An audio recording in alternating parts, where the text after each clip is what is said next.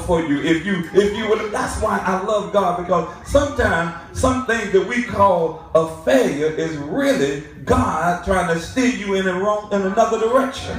See, sometimes we're trying to latch on to somebody who God don't want you to latch on to. Sometimes we're trying to hold on to people God wants you to turn loose. Lord, I wish I had somebody in this church. Sometimes we're trying to go in a direction God didn't really want us to go in. And then what he has to do is he has to shut a door. He has to make some people disappoint you. He has to allow some people, brothers and sisters, to go against what you said just so he can get you who he wants you to be. If the truth was told, some of us in here are glad tonight that you didn't get that person that you wanted a long time ago. I think I'm in the right place right now. If you would have got a hold of that person that you wanted to get a hold to a long time ago, you'd be all messed up. Because you look back and you saw that they were not the person that you thought they were. They displayed to you that they were strong and they were manly and they were muscular. And that she displayed to you that she was all of that just because she looked good. But when you saw them later in the year, you find out that all that stuff on the inside came outside. And you're waving your hand and saying, Lord, I thank you that I didn't get a hold of that. Tell somebody and remind them, I'm more than just a pretty face. According to the lesson, I want everybody to see this. Listen, some people, brothers and sisters, only want to see what they want to see. They don't want to get to know you, who you really are. And I want to tell everybody, this men and women, you got to be careful, because these people only want what they see sometimes. There's some men right now, brothers and sisters, listen, you got to be careful, because they only want what they see just because you. All right. That's all they want. Y'all don't hear what I'm saying. They don't even want to get to know you. They just want what's on the outside. Women the same way. Ladies, I'm taking up for you. Listen, you got to be careful of a joker who's coming around because of what he sees. Lord help me here right now. Why? Because listen, you don't really know me. You don't know all about the troubles that I have. You don't know what I've gone through. You don't know anything about me. So there are some people who only want what they see on the outside, and they're really not particular about what's on the inside. Be careful about a joker who's saying, I'm in love with your mind and don't even know what you think. Come on. I used to tell my wife, it's a funny thing about people. I'm going to preach in a little bit, but listen, it's a funny thing about people. And you got to be careful. When people, when you revealing all kinds of stuff to men, you got to be careful. Because when he's talking about I'm in love with your mind, he really means I'm in love with your mind as much as I can see of you. How many can say amen? So you got to be careful that people don't look at you and they size you up and think you're something that you're really not. How many can say amen? So I want to ask you a question. And I want to ask you 5 questions. I want everybody to see this. Listen, if someone really knew you? I'm talking about, what if they really knew your innermost secrets? Listen, what if someone knew you past that pretty face? What would they see? What would they see past that face? All of us in this church tonight, when I'm standing up here and looking out, every one of you look mighty good. But what if someone can see past the looks that I see tonight? Would they still say that you are a good person? Lord help me here right now. What if someone knew, brothers and sisters, what you were thinking? Because how many people know, even in church, brothers and sisters, everybody don't think like they should. Lord help me here right now. Do y'all know there's people that sit in church and they think about everything else but the service? What if people knew what you were thinking? If people would check your mind out now and knew what you were thinking, would they really think you're the nice person that they see sitting in the church? Would they really think that you're all that they think you are if they really knew what you were thinking? Well, man, there's some friends that wouldn't like you if they knew what you were thinking about them. How many can say amen? I'm getting there. Listen to this. And the third thing, listen, what if they knew what you were going to say before you said it? What if somebody knew what you were going to say before you said it? It'll be a lot of people dropping off from us like flies. If they knew what you were going to say before you said it. Have y'all ever been with someone and you didn't have the slightest idea what they were going to say until they said it and you were with them? Just for instance, you walked into a store and you had no idea what they were going to say. And when they said it, you said, boy, I wish I would not have come in with them. So what if someone knew what you were thinking before you said it? Listen, the fourth thing is, what if someone knew where you were going before you get there? Before you even get up to go? Would they still think the same about you? If they knew where you were going? I want to tell you right now, brothers and sisters, I don't care how good we look. Some people go into places they should not go into. Amen. Lord help me. I ain't getting that many amens. So when I don't get that many amens, I say it all over again. Some people, brothers and sisters, go into places that they should not go in. Amen. And then the last question, brothers, if ever someone knew, brothers and sisters, everything about you, amen, how do you think they'll feel about you? Boy, let me tell you something. Even believers, and I want to talk to believers, even believers, brothers and sisters, if some people knew everything about us, they would not only not believe that we're believers, but they will put us out of the church. Yes, they will. Lord, help me here right now. Listen, they'll put you out of the church if they knew everything about you. Because I'm being a witness. Listen, I want to be a witness and tell everybody, if everybody knew everything about me, all that I've done, brothers and sisters, they wouldn't let me preach to them. They wouldn't let me say anything to them. Listen, I'll be an outcast. I'll be sort of like the woman we were preaching last night with an issue of blood. We'll be all messed up if somebody knew everything about me. I wish I had somebody who would look at somebody on each side of you and say it again, you really don't know me.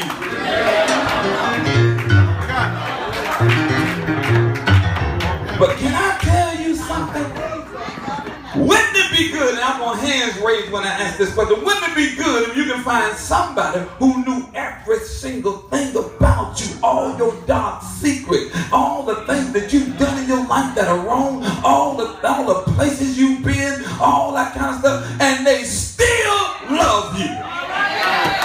How many people would be glad to find somebody like that? How many can say amen? Well, I got some good news for them. I'm getting ready to preach because there is someone that knows everything about you and still love you. Oh, brothers and sisters, his name is not Mark, and his name is not James, and his name is not all these other names, but his name is God. He knows everything about you and still loves you. That's why I love God. Is there anybody in this church that just can help me holler, I love the Lord?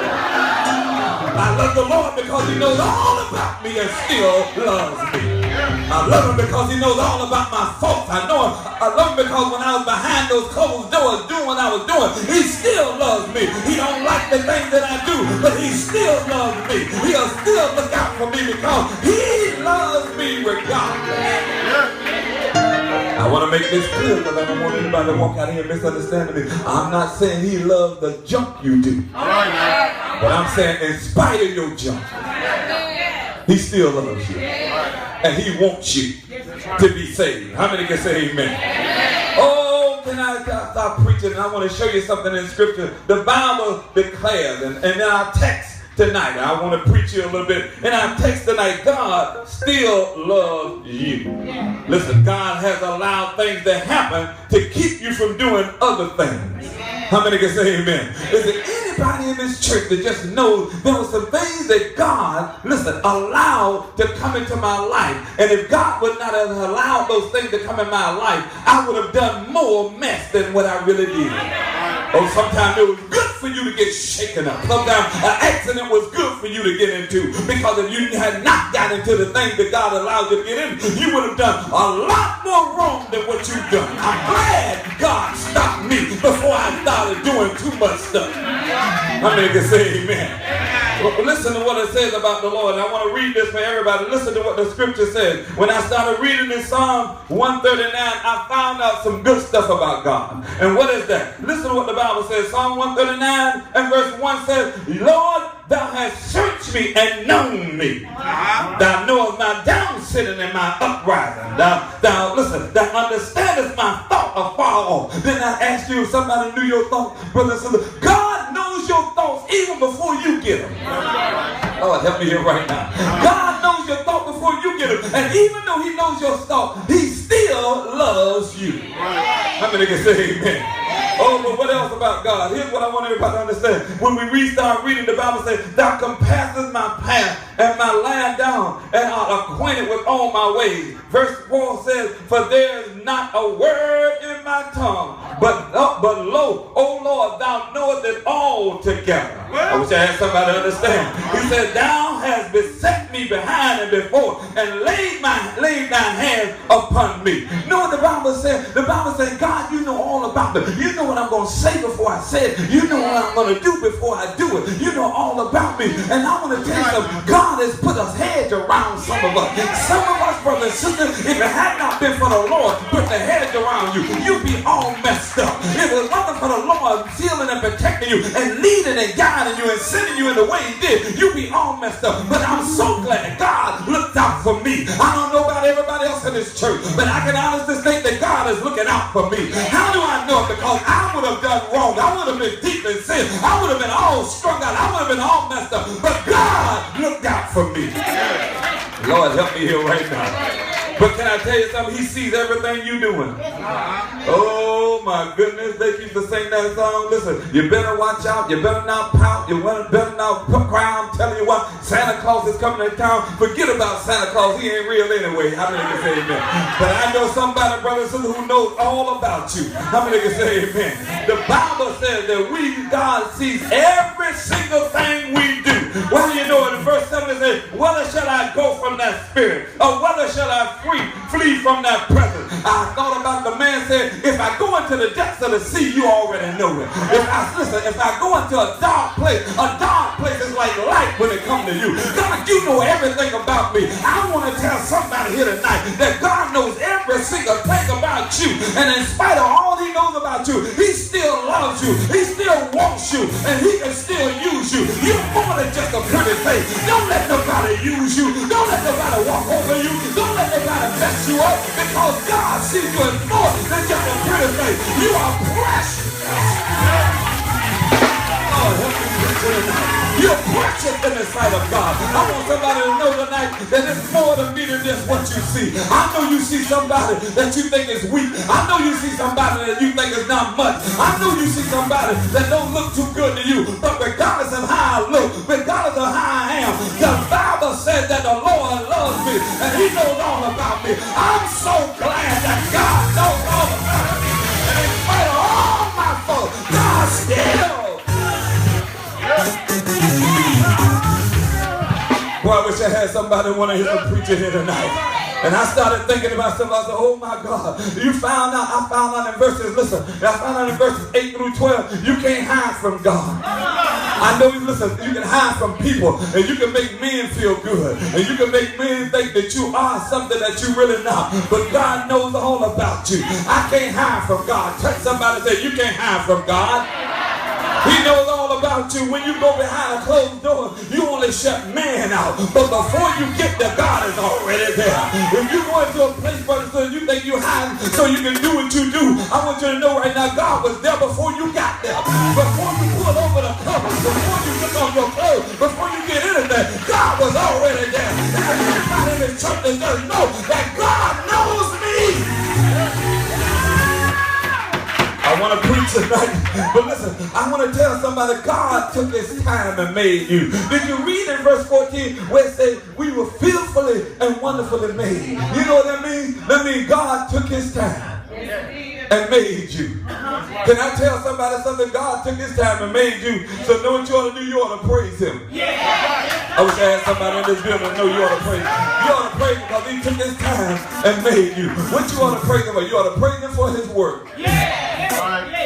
I may not be what man want me to be, but God made me. How many can say amen? So if God made us and he took his time, I want to tell you something. You need to understand that you are not a mistake. Lord, help me here right now. If God took his time and formed me deep, then that means he knows all about me, and I could not be a mistake because he made me. Can I tell you what it means when it says fearfully and wonderfully made? It means when God was putting you and I together, he took his time. Can I show you something? God said, listen, I want this right here. I want to lay this just like this. I want his eyes right here. I want her ears here. I'm going to take my time and put her heart where it should be. So God took his time and put you together.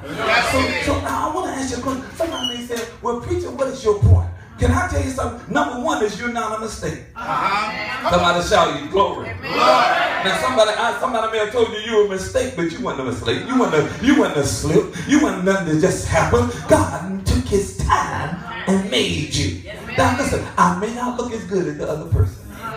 I wish I had somebody say amen. I may not look good as the other person, but God took his time and made me. That's how I know I'm more than just a pretty face. How many can say amen? So listen, when I know that, then it means I am not a mistake. No, I am not unwanted because God wants me. Yes, he does. How many can say amen? Amen. Listen, and no, I'm not going to settle for anything because I am more than a pretty face. I wish somebody would make up in their mind, I'm not going to settle for anything because I'm more than a pretty face. Anybody can just compliment here because I am more than just a pretty face. Anybody can talk to me any kind of way because I'm more than just a pretty face. How many can say amen? Amen? But listen, can I tell you this? Listen, I want to say something, and I don't know who's in this audience. I don't know anything about you. But can I tell you, because God took his time and put you together, that means no, you are not a woman in a man's body. All right. I don't care what Congress is saying. That's right. I don't care what the local government is saying. God did not put a man in a woman's body. Yo, ain't nobody gonna walk with me here. Listen, no, you are not a woman in a man's body. Know why? Because God took his time. And how many people know if God took his time and formed you and shaped you, God does not make a mistake. Lord, help me here right now. It ain't no mistake. You're just what God wanted you to be. How many can say amen? So God put himself together. Listen, how do you know? Because God himself made you. He took his time and made you. But here's what God wants you to know. God wants everybody in this church to know that all your days are written in his book. And somebody might be saying, where is that at, preacher? All you got to do is read verse 16. According to verse 16, all your days are written in God's book. Do you all know you sitting here tonight and your story is already revealed to God? Lord, help me here right now. He knows your full story. God knows all about you. Can I preach in this church tonight? Yes, sir. Your story is an open book to God. God already knows about you. And somebody might say, well, Pastor, what does that mean? That means, brother and sister, you ought to be giving him praise because he knows all about my story and he still loves me. He knows what I was going to do before I got here and he still loves me. He knows all the mistakes I was going to make and he still loves me. He knew I was going to get attached to the wrong person and he still loves me. He knew all about me and he still loves me. What does that mean? That means you ought to be shouting for joy because God knew all about you. And because he knew all about you, you ought to be saying, Lord, I thank you. You could have turned me down a long time ago. You could have shut the door in my face, but you didn't. You could have taken me away because you knew my whole story, but you allowed me to live. And because you allowed me to live, I'm going to lift up your name. I'm going to praise you. I'm going to give you the glory because you know all about my story and you still love me. Tell somebody, I'm so glad God loves me. You may not care for me tonight. You may not know about me. You may judged me before my time. But God knows all about me, and he still loves me. So what am I going to do? I'm going to praise God. And I want to tell everybody, if you want to connect yourself to anybody, you need to connect yourself to God. Why? Because God knows all about you, and he won't leave you. There are men that will leave you if they know how many people you slept with. There are people that will leave you if they know how you were dancing in a club. There are people that will leave you if they knew all about your story. But God knew where you were. He knew who you slept with. He knew all about everything. And he still loves you. So what does that mean? You ought to get yourself up and come to God and say, I want to come to the one that loves me, the one that won't leave me by myself. The Bible says he'll never leave you. He will never leave you nor forsake you. Men may leave you. Women may walk out on you. Your family may turn your back on you. But God will be right there for you. Tell somebody that's the kind of God I need.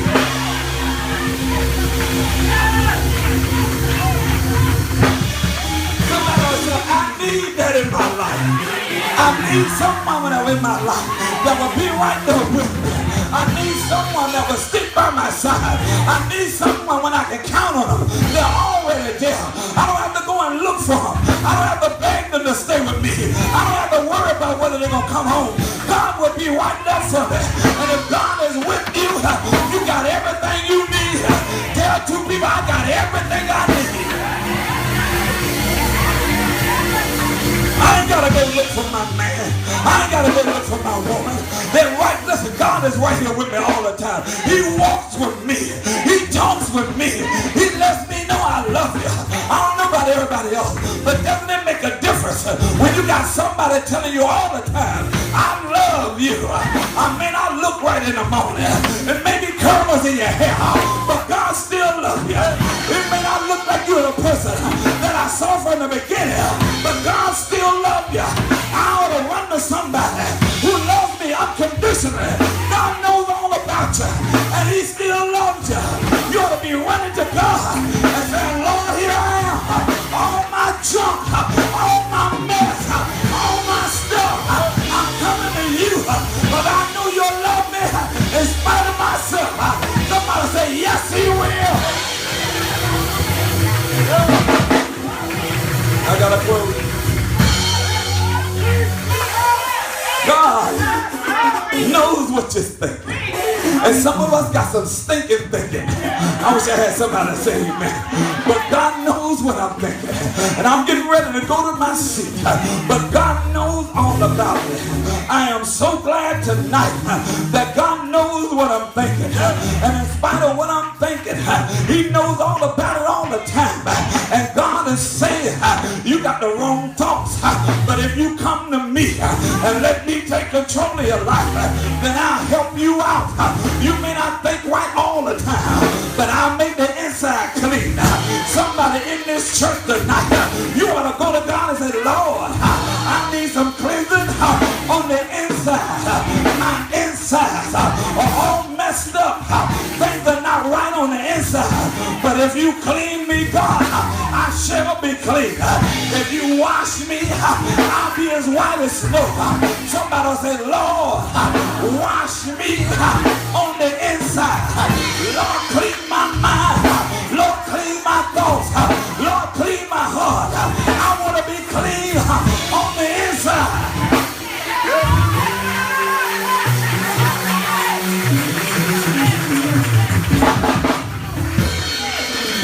He knows how you feel about him. See, God knows how you feel about him. See, men think they know, but God knows everything. Can I preach in this place a little bit? Can I finish this message up? Listen, God knows how you feel about him. Can I ask this church a question? How do you feel about God? Well, come on. Because how you feel about God makes all the difference in the world. Oh, I wish I could preach in this place. How you feel about him make all the difference in the world. Somebody in this church need to pray and say, Lord, you know all about me. I'm more than just a pretty face. Oh, I want to preach it here, but I'm going to close. Listen, I'm more than that. Listen, here's what David said. And every one of us need to say this to God. Can I preach it tonight? Can you all write this down? Number one, I'm getting ready to close. David said, Lord, search me. All right now. Anybody in this church tonight would tell God, Lord, search me. And listen, when he said search me, he wasn't saying just take a look at me and that's it. He said, search me and see if there be in the next thing is any wicked stuff. Lord, search me and take out the wicked stuff. I wish I had somebody don't mind praying right. Amen. Search me and take out the wicked stuff. Listen, and there's one thing to ask God to search you. Can I tell you this? If you're not ready to do right, don't ask him to search you. Lord, help me here right now. Don't ask him to search you unless you're ready to do right. So he said, search me, number one. Then he said, take out the wicked stuff.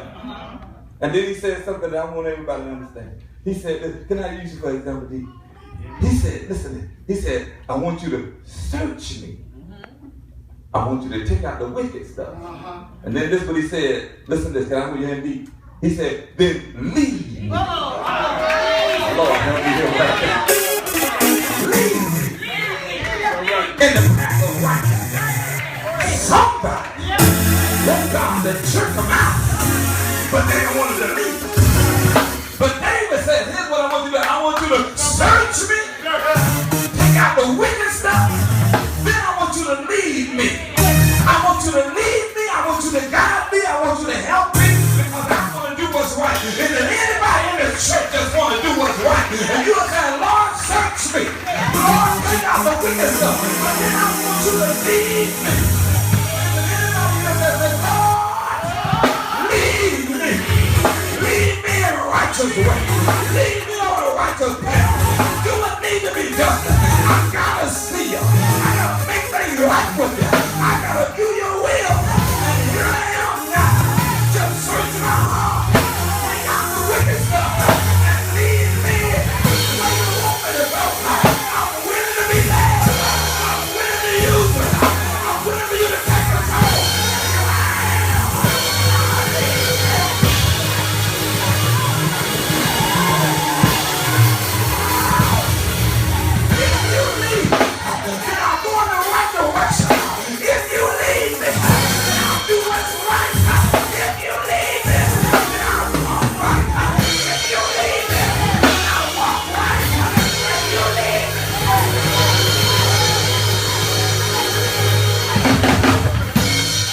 Grab three people and shake them by the hand and say, I want the Lord to lead me. I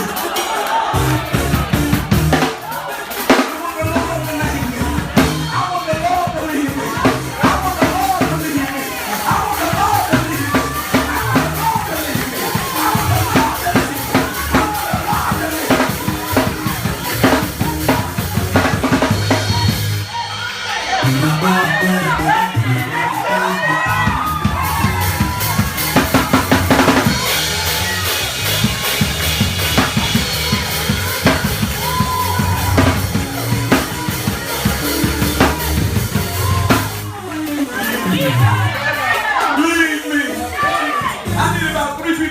Walking up and down the town and say, Lord, lead me. Lord, lead me. Lord, lead me. Lord, lead me. Lord, lead me. Lord, lead me. Lord, lead me. Lord, lead me. Lord, lead me. Lord, lead me. Lord, lead me. Lord, lead me. Lord, lead me. I need some God. I make mistakes. Lord, lead me.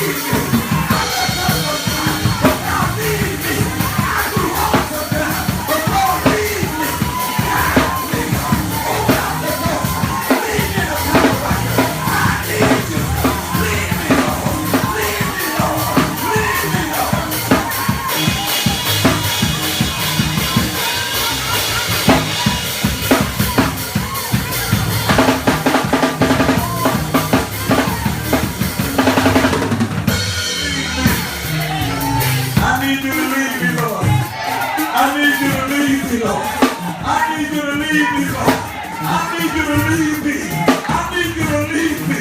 I need some guidance, Lord. I need you to move in my life. I need you to fix some things. I need you to do some things. I can't make the decisions by myself. I mess up every time. But if you lead me, God, and you guide me, Lord, I know I'm on the right way. Lead me, lead me, lead me, lead me.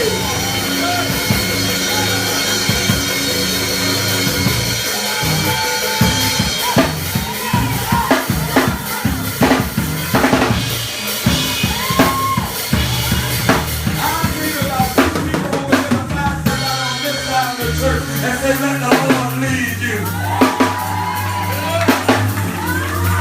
Let him lead you. Let him lead you. Let him lead you. I need you to go over that side and let him lead you. Let him lead you. Let him lead you. Let him lead you. Let him lead you. Let him lead you. Let him lead you. Everybody stand. Everybody stand. Everybody stand.